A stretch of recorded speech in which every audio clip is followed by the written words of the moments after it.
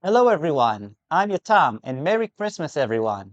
Today I'd like to play a song for you, Santa Claus is Coming to Town, in the style of the Hammond jazz organ. Now, there's gonna be a tutorial after this, so definitely stick around if you'd like to learn how to play the song. But if you just want to hear the music, there you go.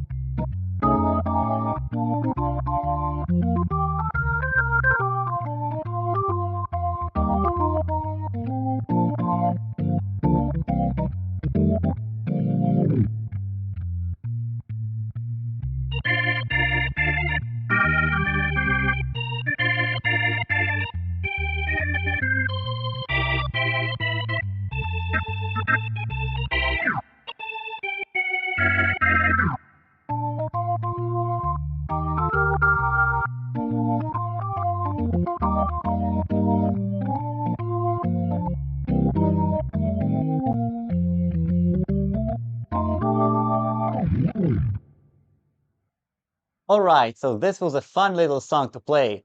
Firstly, let's analyze the structure. We have two parts. We have the A part, which is the main refrain, and then we have the B part, which is the bridge.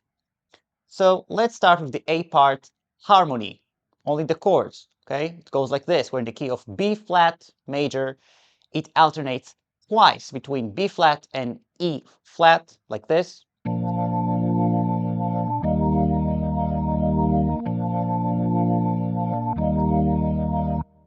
And then we have the 1, 6, 2, 5 turnaround again twice. It would sound like this.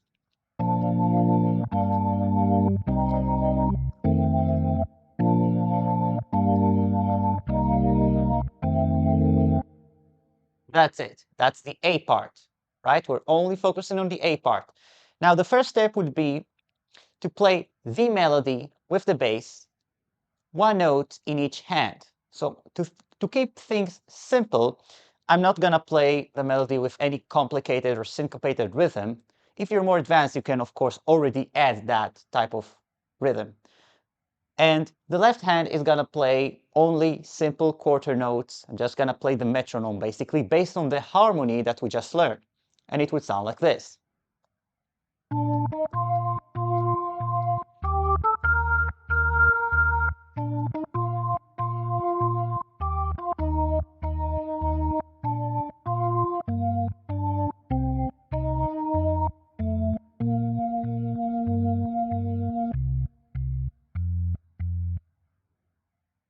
Practice this, and if you're more advanced, you can add the rhythm to the right hand. It would sound like this.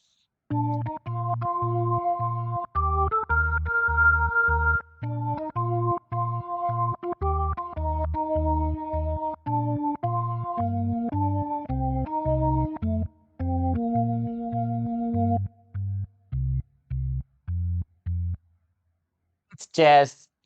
It doesn't have to be the same. I mean, you can add your own personal touch. That's what I like about jazz. Now, let's develop it further. Okay, so the next step would be to improve the bass. Instead of just playing the harmony notes, we're gonna connect between them and walk towards the next target note, creating what's called in jazz a walking bass line, right? Imagine a contrabass just playing bum, bum, bum, bum. All right, so only the left hand. It would sound something like this. Again, we're connecting between B flat and then we have E flat, and we have the same B flat and E flat again. Let's do a walking bass.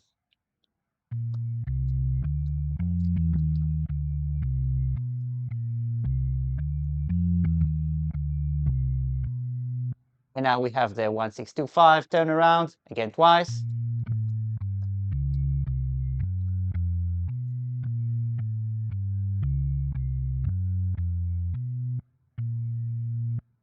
In the context of the melody.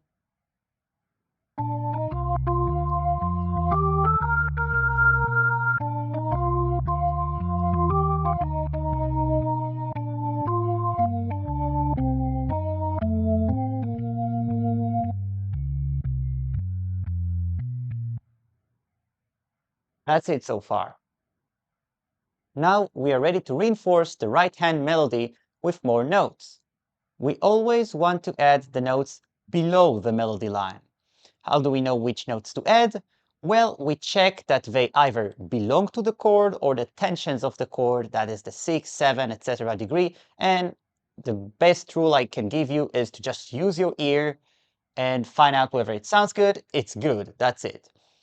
Alright, so what I personally like to do is for the first 4 chords, those are the B flat, E flat, B flat, E flat, I like to add one note below each melody note. So those would be the third interval. And for the turnaround section, that's the 1, 6 to 5, I like to add at least 2 notes in order to make it sound thicker. This is how it would sound in isolation.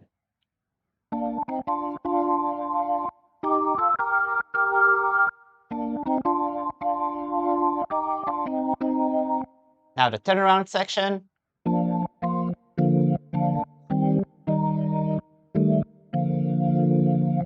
With the bass, 2, 3, and.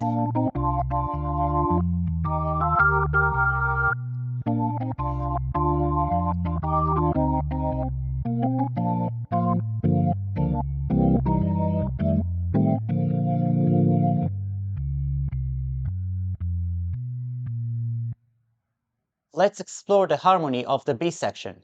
The first 4 chords are essentially the same as the A section. Those are B flat, E flat, B flat, E flat.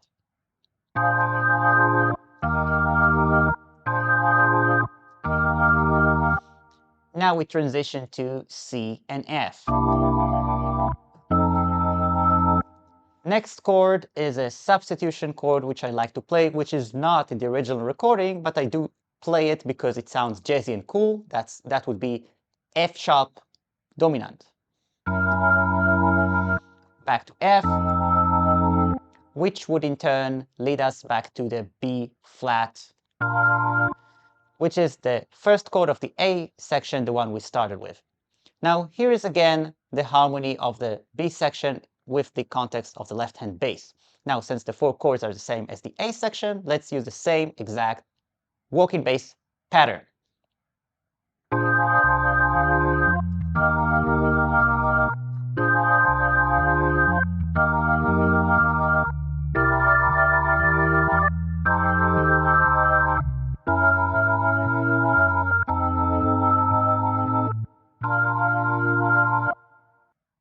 Here is the melody of the B part. Again, we're keeping it simple, but playing one note in each hand and keeping the rhythm simple as well. Here's how it sounds.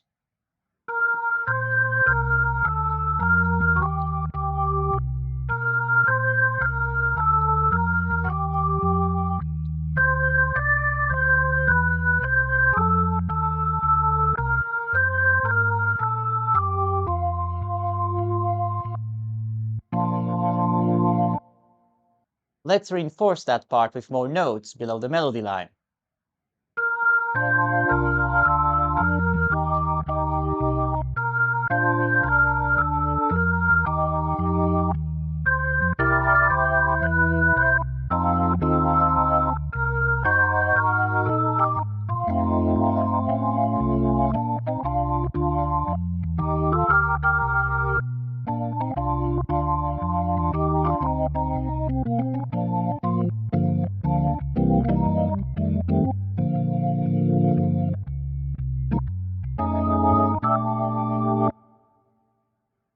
Now, you did notice that when I finished with the A section again, I used some spicy jazzy chords at the end. So here are the 2 types of chords. One of them is a dominant chord, which is called the sharp 5, sharp 9 chord, which is extremely useful to know for any jazz player. There's a lot of ways to play a dominant chord. This one, right, if we're in C, the sharp 5, sharp 9 goes like this. Then we go to F, again, same chord. We end with a tonic chord, not a dominant chord. That would be the B flat. So right hand plays perfect fourths. It's kind of like a quartal chord even. With the bass, the B flat.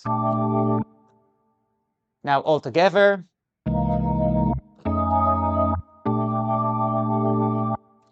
That's a really nice way to end a song as well. Feel free to experiment with it. It's jazz after all. It's not classical music, nothing is written. So feel free to experiment, and maybe happy accidents, like Bob Ross used to say, will happen to you. So have fun exploring. Alrighty guys, I hope you enjoyed this cover/tutorial. And one last thing before you go, keep an eye on this channel because there's quite a few goodies planned coming your way. So if you have any question, any suggestion, anything to say at all, please leave me a comment down below. I read and respond to every comment pretty much. With that being said, I'll see you guys in the next video, so happy playing!